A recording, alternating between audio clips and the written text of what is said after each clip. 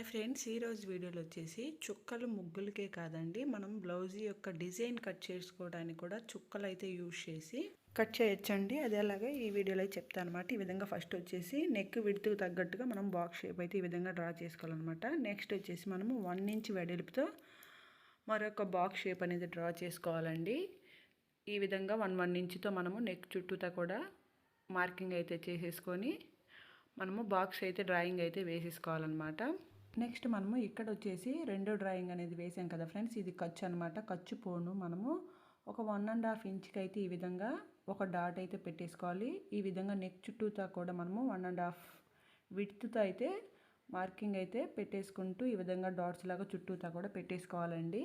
ఈ విధంగా మనము డాట్స్ అనేది పెట్టుకున్న తర్వాత ఇప్పుడు వచ్చేసి ఈ డాట్స్ ఉన్నాయి కదా, ఈ యొక్క డాట్స్కి 2 డాట్లకు మధ్యలో వచ్చేసి కరెక్ట్గా మనము ఒక మార్కింగ్ అయితే పెట్టేసుకోవాలన్నమాట. ఈ విధంగా 2 డాట్లకి సెంటర్ చూసుకొని ఈ విధంగా అయితే మార్క్ చేసుకొని ఇప్పుడు వచ్చేసి ఈ సెంటర్ మార్కింగ్ చేసాం కదండి, ఈ యొక్క మార్కింగ్కి ఫస్ట్ యొక్క నెక్ షేప్ దగ్గరగా పైన అయితే ఈ విధంగా డాట్స్ అయితే చుక్కలు అనేది పెట్టాలన్నమాట.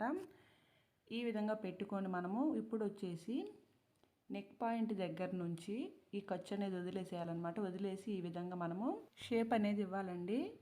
చూపిస్తున్నాను కదా, ఈ విధంగా మనము ఇక్కడ వచ్చేసి ఏమి వాడకుండా ఓన్లీ చుక్కలతోనే ఇక్కడైతే నేను షేప్ అయితే ఇస్తున్నానండి. ఈ విధంగా నీట్గా కట్ వర్క్ అనేది మనము డిజైన్ అనేది చేసేసుకోవచ్చు అనమాట. ఈ విధంగా మనము ముగ్గులకే కాదండి, చుక్కలు బ్లౌజ్ యొక్క కటింగ్లో కూడా యూజ్ చేసి పర్ఫెక్ట్గా ఈ విధంగా కట్ వర్క్ అనేది డిజైన్ చేసుకోవచ్చు అనమాట. వీడియో నచ్చితే తప్పకుండా